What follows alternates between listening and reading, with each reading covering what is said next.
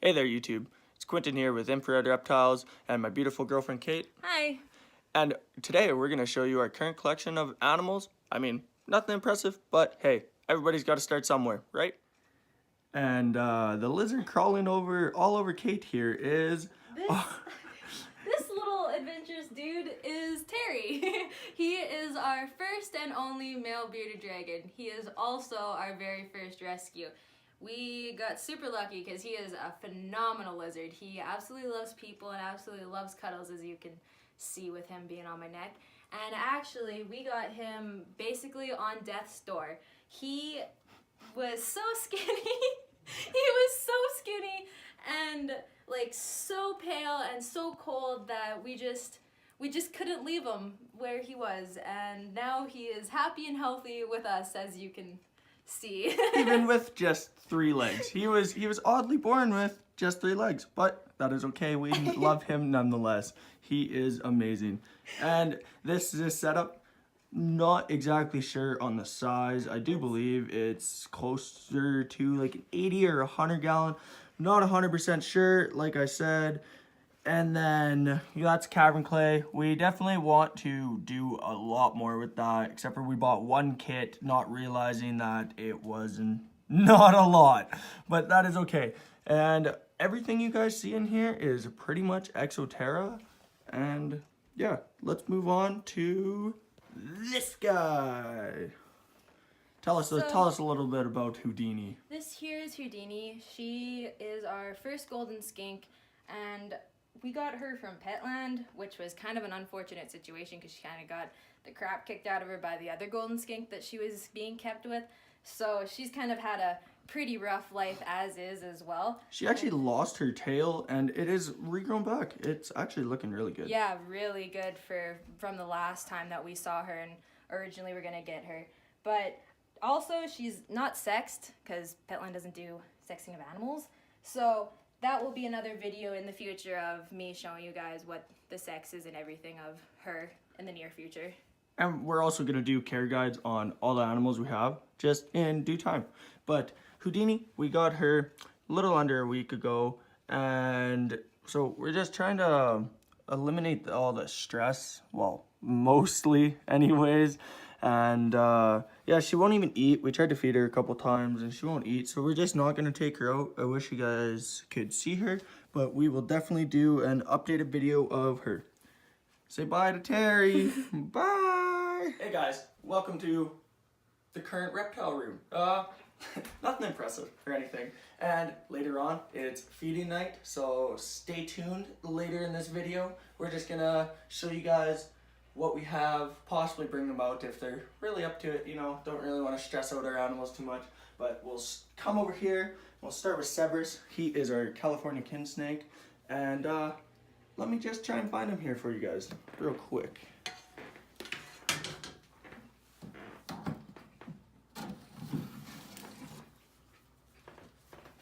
He's just a baby, and we got him at PetSmart just because we couldn't get over his colors.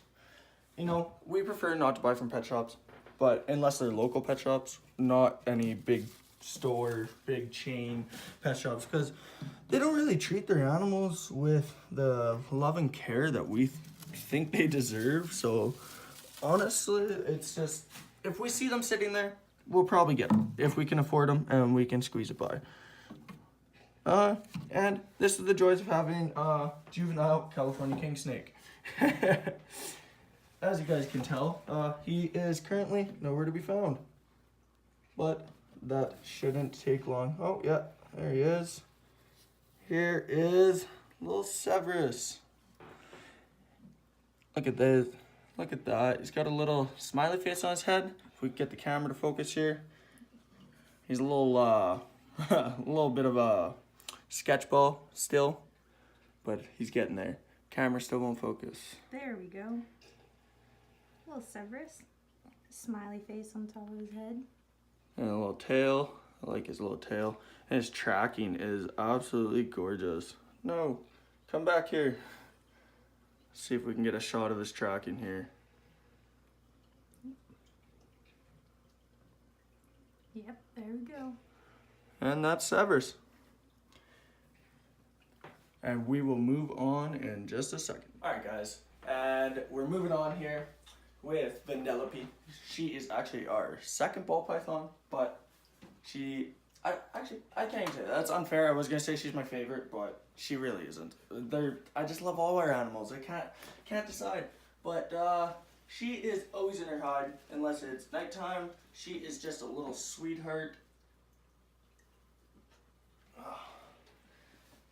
She is a leopard lesser pinstripe, and the camera probably does not give it justice whatsoever. No. But she is gorgeous. All right, let's just turn on the other light in here. Does that give it a little bit better justice? A little bit better. She actually does not have black eyes. She has like a really light gray eyes. I really enjoy that. And as you can tell by my vocabulary, and I keep saying she, that she is a female. And we're really excited for next year to breed this one because she's a little sweetheart. No, she doesn't want kisses today. Not today. We'll put her back, watch her go slither back into her hide. Get a little peek of her terrarium. This is a 40-gallon Exoterra front opening, and I really enjoy it. She's just like, yeah, I want some attention. Look at me. I'm beautiful. Well, we'll actually leave her terrarium open when we move on, and then if she wants to come out, she can come out and we will take her out. Moving on, once again, this is our very first ball python that we ended up picking up, and his name is Simon. He is a super pastel, 66% het pied. I absolutely love this guy because his colors are just so vibrant, and he's in such a difficult spot to grab him from right now. He's just hanging out, being a little guy. Now, Simon here, he was born in August of 2018, so hopefully we can get him to maturity next year to breed with Vanellope. Try to pull some really nice clutches out of them. And if you guys think he has any other sort of gene in him, be sure to let us know down in the comments section below, or go over to our Instagram at infrared reptiles and creep one of our pictures or something and leave a comment there. But yeah, this is Simon. Love his tracking. His tracking is absolutely gorgeous. Come on, buddy. Stretch out. Stretch out for the camera. He's not being photogenic today, guys. I'm sorry about that. He normally is. Normally likes to crawl around everywhere. Normally loves the camera. There we go. Look at that tracking, eh? And then you got the high whites a little bit, or low white, sorry. And got some like really vibrant orange in there. I really enjoy that. But yeah, that's Simon.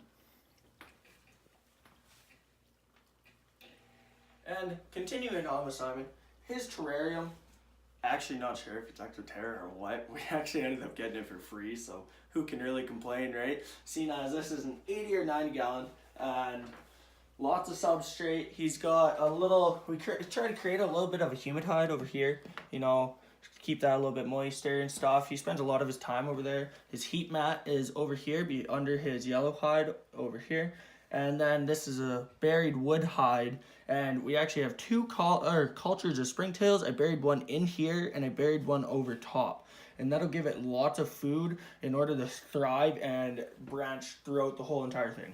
And as you can see, Simon is making his way over to that Exoterra volcano that we ended up picking up from a local pet shop in our nearest city that isn't even offered anymore. They stopped offering these in, I think, 2010. So we were pretty lucky in order to find this, and we really enjoy it. We find Simon does as well. He absolutely loves to go in the bottom part and hang out, and he comes up normally through these little sides pieces. I'm not sure if you can really see. Go up higher maybe. Yeah. Might be able to see them, maybe not. Not really. kind of, yeah. But that is Simon, everyone, and I hope you guys enjoyed Simon. So here are African fat-tailed geckos. One is Gidget and the other is Gadget. And they are approximately a year old, and we got them actually as a mating pair. Unfortunately, we haven't gotten any eggs this year yet, but there's still time in the season. African fat-tailed geckos are actually a super duper close cousin to the leopard geckos, although they are not similar and they do have very different lifestyles that they live. And completely different requirements for Yeah. husbandry. Our African fat tails. Oh, here's Gidget. This is Gidget. She, I do believe, is a ghost African fat tail, and she's kind of not being really chill today. She's normally really chill. Yeah. And watch, today they're gonna play opposite roles. Yep. She normally really enjoys to be handled, actually. And what I love about African fat tails actually is the fact that they are kind of boring, honestly. They don't really do a whole lot. They don't go and do a bunch of activities. They really just want to stay in their hides and chill out. That's all they basically do. And you can read online that they like to dig, but I mean, come on, guys. We like that's very, very minimal digging in there. Very minimal. The most digging that happens is actually from our male, who's actually gonna be over here. He digs in his humid hide, so it's right down to the plastic, whatever you want to call the bottom of the gecko hides there. And here is Gadget, who actually, yep, of course, he's chill today. Yeah. Normally they actually are switched roles here. My goodness, you guys have gotten so big. But Gadget actually lost his tail Yep. before we got him, and it was already regrown. When we got him, and it's actually fattened up quite a bit. But we keep a schedule. We feed them once every second day, and then we miss a third day Just want to chill. once a week, I guess. But yeah, he just wants to hang out. Doesn't even want to get off Kate's hand here. Which is kind of odd. He usually is just like, yeah, leave me alone. But no, I love these guys. They are super nocturnal, so I'm gonna put him back here really soon because he's probably just like, I hate the light. So he can go back, and you can go back to your little dark hide there, buddy. Sorry for disturbing you guys. And so yeah, these are our African fat tails. Kid's just trying to go in the hide before it's back. There you go. And these are great pets for kids. They are super gentle. They don't bite. They don't normally fuss either. The only thing you gotta watch out for is they do drop their tails like most geckos do. And yeah, you just gotta be a little bit gentler with them, seeing as they're a smaller reptile. But I mean, They're fantastic pets, like you said. They're super, super docile. Their bites aren't gonna hurt you. Nothing like that. So they're really, really good reptiles to own. I absolutely love these little guys. and you guys will see everyone eat except for Severus and Houdini. We are gonna feed these guys some crickets.